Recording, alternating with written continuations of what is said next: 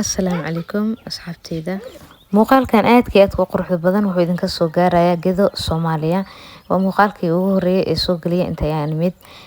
Waxaan soo galay safar dheer alxamdulillaah ugu dambeyntii Ilaahay uu igu nabad keenay wax dhiba aan oo qabin. Waxaan idinkaga soo diyaariyay safarkayga vlog aad iyo aad u qurux badan oo ku raaxaysan doontaan insha Allah. Waa idin soo galinaa hadduu Eebbaha awood waa idin soo galin doonaa hadduu Eebbaha awood la qadaro. Saake waxay ugu horeeyay ee gurigeena ka qabtaa rabaa inaan halkaan idinku tusiyo insha Allah markii ay imaadeen. Ugu horeynta dhamaantii waxaan ku codsanayaa inaad YouTube-ka noo soo subscribe gareysaan aad iyo aad u mahadsantihiin. Muuqaalka noo share gareeya noo like gareeya dhamaantiin oo mahadsantihiin. Welcome to my YouTube channel. Ugu horeyntii saaka waa soo kacay alxamdulillaah anoo caafimaad qabo dhamaantiin idinkana waxaan rajeynaa idinkoo caafimaad qabo inaad soo kacdeen. Halkan waxaan ku haystaa beer geel oo fresh ah aad u kulul hadda la soo qalay aan ku haystaa. Dhanka kale inta waxaan ku karinayaa canjeero Soomaali waa quraacda reerka saaka cidda ay ku quraac doonaan. Saaka quraacda anaa karinaya anaa jikada soo galay anaa quraacda karinaya ku qoran meeshaan canjeeradii anaa isla daala dhicina ma garatay.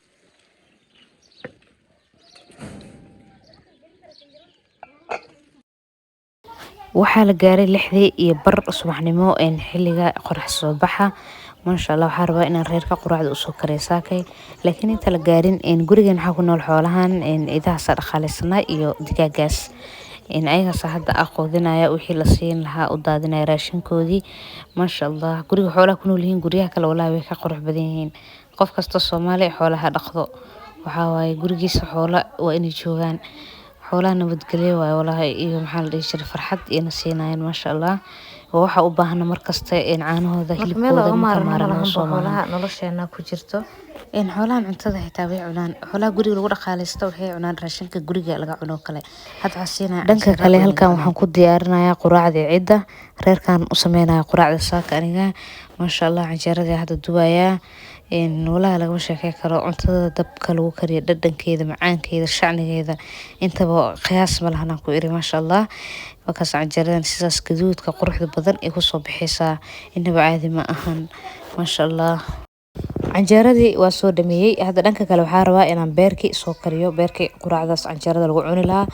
waa beer geel fresh inaan ka soo tuuro ayaan u baahanahay beerkii halkan ku soo diyaariyay waa canjeerada maadaama aan ka baxay waxaan karin rabaa beerkan waa beer geel fresh ah oo maasha Allah xitaa kulul oo hadda la soo qalay maasha Allah asagana rabaa dabka soo shitay beerkayga soo karinaya maasha Allah tabarakallah quraacdina saani diyaar noogu tahay beerka waa kariyay kadib waxa hadda waa diyaarinaya in la cuno oo kaliya bisaan oo hartay